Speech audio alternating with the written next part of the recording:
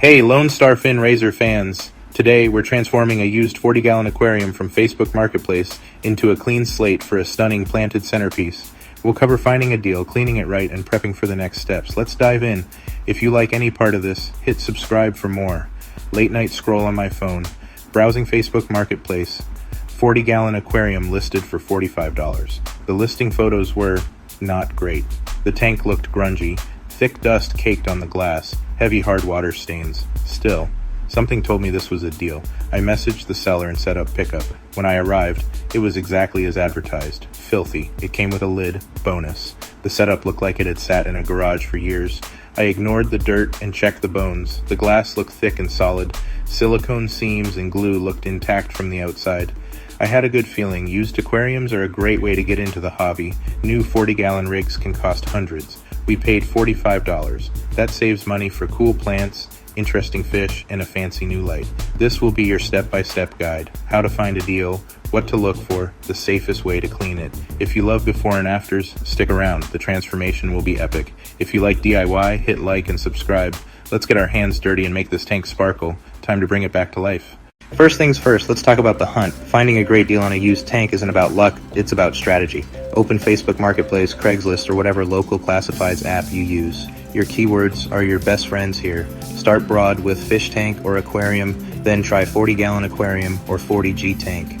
Even try common typos like aquarium. Add your city or zip code to focus on listings close to you. Use filters. For a used 40-gallon, aim for $20 to $60 depending on condition and what it comes with. Set your search radius around 10 to 15 miles. Good deals disappear fast. Be ready to message and arrange pickup quickly. Don't just look at the first picture, click through all of them and zoom in. Scrutinize corners for chips or cracks. Look for clean, even silicone lines. Peeling gaps or chalky white silicone are red flags. A water stain at a seam or signs of a DIY patch can mean an old, failing seal. Ask, has the tank ever leaked? How long have you had it? Why are you selling? Upgrading to a bigger tank is a great sign. Dust and algae are fixable. Strong chemical smells, paint thinner, solvents, walk away. Plan logistics. Bring a friend, measure your car, carry from the bottom, and pad the ride so it doesn't crack on the way home. Click every angle. Even low-quality photos can reveal a solid frame and intact corners. Haggle politely. Offer about 20% less. And pass on overpriced listings. New deals pop up fast. Used tanks are how many hobbyists build out collections affordably. Smart searching compounds your savings. You found your tank, now comes the single most important test. Set up outside on a level surface with a simple leak detection trick. Because you don't want to discover a puddle on your living room floor, the best place to do this is outside on a flat, level surface like a patio or in a garage. Place the tank on a few pieces of cardboard or a dry towel to spot even tiny drips. Grab your garden hose and start filling the tank slowly. As it fills, keep your eyes on the seams. Watch for any immediate drips. Fill the tank completely.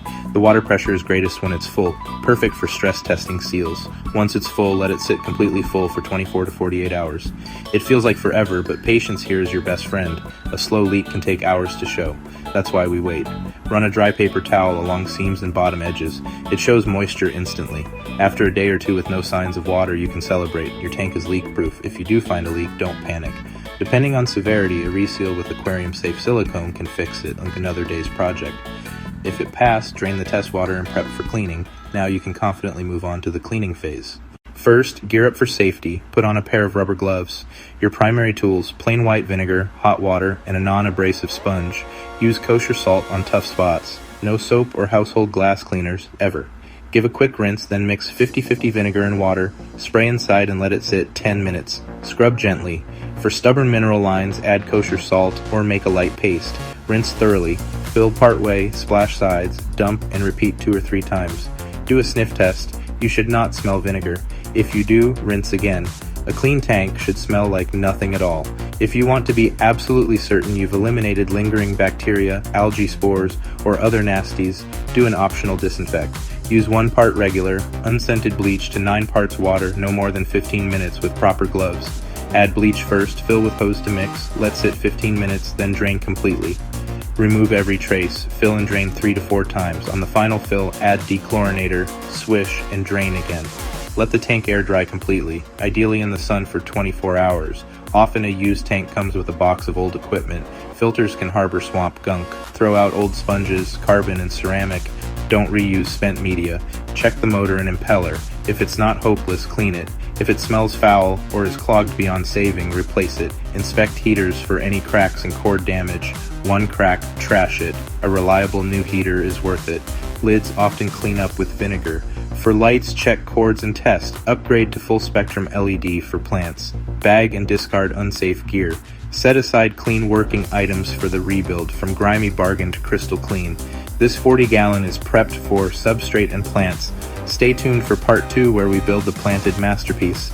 Drop your marketplace tips below. Thanks for watching. It's absolutely night and day from what we started with. The glass is crystal clear, the seams are clean.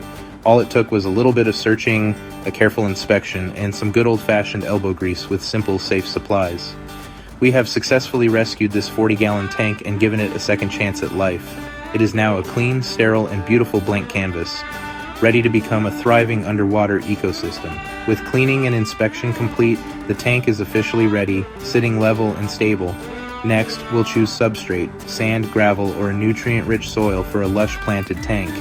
Then we'll lay out rocks and driftwood and pick the perfect plants. This clean tank represents pure potential, a world we get to design from scratch. For just $45 and a bit of your time, you've got a fantastic mid-sized tank that new would cost several times more. It's economical, sustainable, and incredibly satisfying. Next time you see a dirty old tank for sale, don't scroll past it. See it as an opportunity. In part 2, we'll add substrate, hardscape, and plants, then kick off the nitrogen cycle. What aquascape should we build? Tell me in the comments. I'd love to hear your ideas and tips. See you in the next one. Like and subscribe for part 2.